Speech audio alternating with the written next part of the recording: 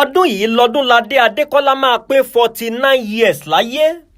Odunlade Adekola Jonathan lórúkọ ẹ̀. Wọ́n bí ní December 31st lọ́dún 1976. Gbajúgbajà òṣèré orí ìtàgé lórílẹ̀‐èdè Nàìjíríà ni o, kò sẹ́ni tí ò mọ̀. Ọ̀rọ̀ Odunlade Adékọ́lá ńlá fẹ́ gbé sọ lónìí. Ẹ já sáré sọ nǹkan méjì mẹ́ta kan nípa Odunlade Adékọ́lá o, àwọn nǹkan tó ṣeé ṣe kẹ́ ẹ má mọ̀. Odunlade Adékọ́lá, Ọlọ́run jọ̀ọ́ kí n tó tẹ̀síwájú. Gbogbo ọwọ́ tó máa subscribe sí channel yìí àtàwọn tó máa tẹ like pátápátá. Jọ̀ọ́ má jẹ́ kí wọ́n fọwọ́ yẹn gbọ́mọ sí o. Ṣe ni kó o jẹ́ kó máa fi ọwọ́ wọn ṣe nǹkan re ní títí ayé o. Ó yá ẹ jẹ́ á wọnú ọ̀rọ̀ Odunlade Adékọ́lá, ṣùgbọ́n síwájú ohun gbogbo Ayọ̀bámi Akínládé lórúkọ mi o. Ṣé rí Odunlade tẹ̀ ń wòye?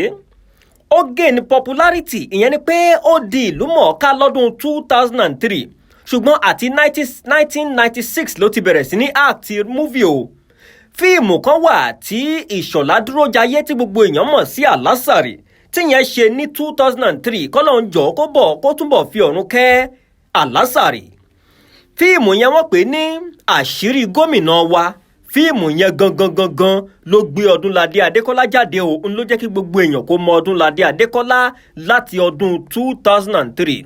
Òun gangan ni founder, òun ni CEO ìyẹn fún Odunlade Adékọ́lá Films Production OAFP tó gbajúgbajà káàkiri lásìkò yìí. Odunlade lọ sí Mapoli lábẹ́òkúta, ìyẹn Moshood Abiola Polytechnic. Ó lọ sí Unilag lẹ́kọ̀ọ́, a sì ń bọ̀ ń bẹ̀.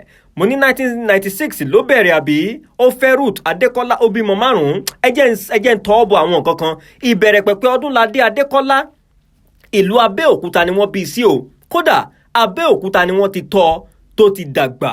Abẹ́òkúta ló ti lọ léèwé tó ti ṣe gbogbo nǹkan tó ṣe.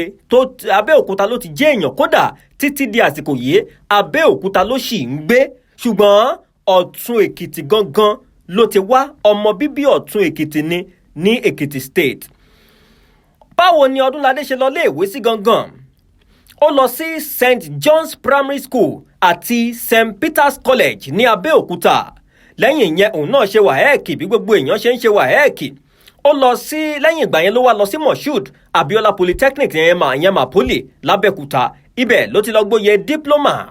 Ìyẹn ló gbà ń bẹ̀ kó tó di pé ó tún tẹ̀síwájú ẹ̀kọ́ ẹ̀ títí di May lọ́dún 2018. Ìgbà yẹn ló ṣe gbóyè degree nínú Bachelors of Business Administration tó lọ kọ́ ìyẹn ní University of Lagos Unilag nígbà náà. Odunlade Adékọ́lá káríà ẹ̀, mo ní 1996 ló bẹ̀rẹ̀. Ọdún yẹn gangan náà ló darapọ̀ mọ́ ANTP, ìyẹn ẹgbẹ́ òṣèré orí ìtàgé tó gbajúgbajà jùlọ ńgbà yẹn. Odunlade Adékọ́lá ti ṣe ọ̀pọ̀lọpọ̀ àwọn eré orí ìtàgé, àìmọye ló ti kópa nínú ẹ̀, àìmọye lòun fúnra ẹ̀ ti ṣe, àìmọye ló dẹ̀ ti direct láìmọye ọdún sẹ́yìn. Ní April 2014, ó gba awọ́ọ̀dù kan tó gbajúgbajà kan, ìyẹn African Movie Academy Award. Ó gbàǹgbà náà. Kódà ní December 2015, ìgbà yẹn lọ́dúnladé tó wọnú orin kíkọ gangan lónìsànsán.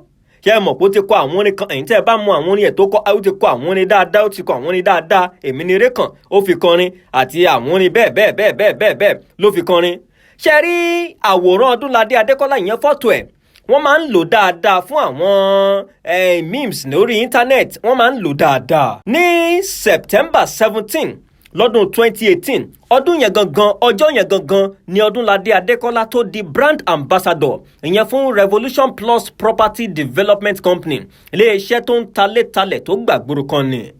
Odunlade Adékọ́lá, iléeṣẹ́ wọn tó wà ní Ìkẹjà lẹ́kọ̀ọ́, ibẹ̀ gangan ni wọ́n ti fi gbogbo kinní yẹn tán ti fi lọ́lẹ̀ ńgbà náà lọ́dún 2018. Odunlade jẹ́ ambassador fún àìmọye iléeṣẹ́.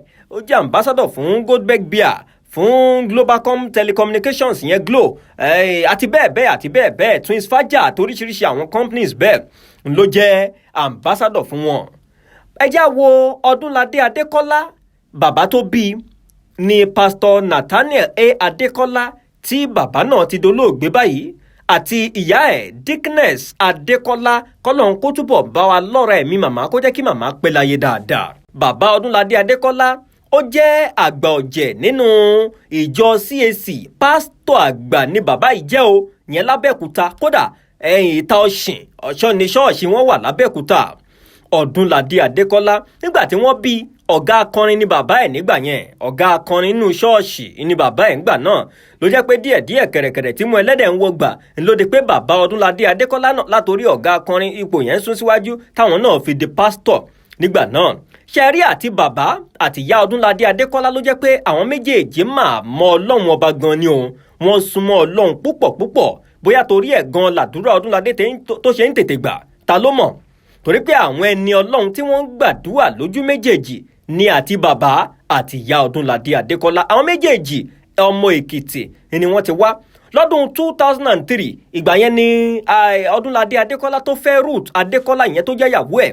Wọ́n dẹ̀ bí ọmọ, wọn kì í kọ ọmọ fọ́lọ́mọ o, ṣùgbọ́n àwọn méjèèjì bí ọmọ 5. Tá a bá sọ̀rọ̀ nípa àwọn fíìmù t'Odunlade ti ṣe, mélòó ni ká wí, mélòó ni ká kà? Bá a bá ní ká máa kà á láti sẹ̀yìn àárọ̀ ọ̀la àti ìkú òǹbí, ẹ jẹ́ mú bíi 5 kan wá àbí bíi 10 kan kí n sáré kà á. Àṣírí gómìnà wa 2003 yẹn ló gbé jáde, Ikú lòpin 2006, role tó play ń bẹ Adégòkè ni, alága gáràjì 2007, Jennifer 2008, èmi ni rékàn 2009, Sunday Dagboru 2010, Monday ọmọ àdúgbò 2010, Jẹ̀lílì 2011, òun ló ṣe Sisi Kọ́lá nínú Jẹ̀lílì, Múfú Olóòṣà Oko 2013, Kábíyọ̀sí 2014, Oyènúsì 2014, màá kó fún ẹ 2014, Ẹ̀jẹ̀ Tútù 2015, Àlàní Pamọ́lẹ́kún 2015. Mo mà ti ń kà ju mo ní mo fẹ́ ka 10, mo ti ń ka bíi 20. ẹ̀jẹ̀ ń kú olórí ẹ̀. Fíìmù tí Odunlade ti ṣe ó ti pọ̀ púpọ̀. Àwọn àwọ́ọ̀dù wo ló ti gbà? Mélòó ni ká ti ẹ̀ka nù yẹn? Ó gba àwọ́ọ̀dù African Magic Viewers Choice Award yẹn AMVCA, ó gbà Best Actor in a Comedy, ó gbà lọ́dún 2018. Ó gba àwọ́ọ̀dù yìí náà AMVCA Best Supporting Actor, ó gbà lọ́dún 2022. Ó tún gba Most Popular Actor, ó tún gbà yẹn náà. Ẹ wo mélòó ni ká sọ lọ́rọ̀ Odunlade Adekola, ẹ já filẹ̀ bẹ́ẹ̀, ṣùgbọ́n ìta ṣe iná ló ń jóun. Odunlade Adekola la celebrate lásìkò yìí. Fíìmù tuntun Odunlade wà ń gbòòrò báyìí o, Emptiness.